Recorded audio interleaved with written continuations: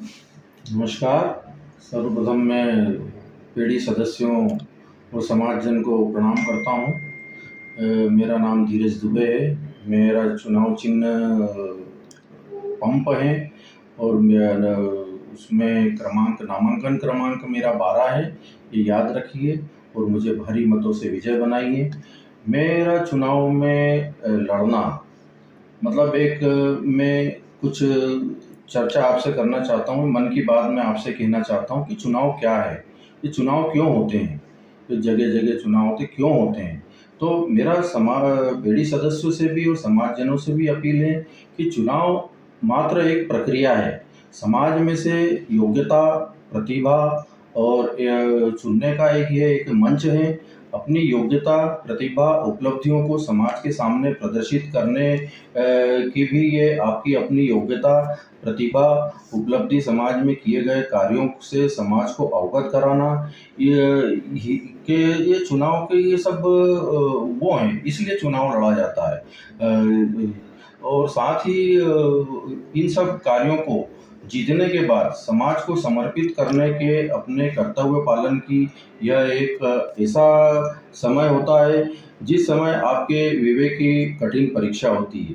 ये उम्मीदवार तो अपनी जगह हैं, क्योंकि वो तो अपना प्रदर्शन करते हैं, उसमें से आपको बेस्ट प्रदर्शनों को चुनना है। तो ये परीक्षा एक प्रकार से आप लोगों की भी है।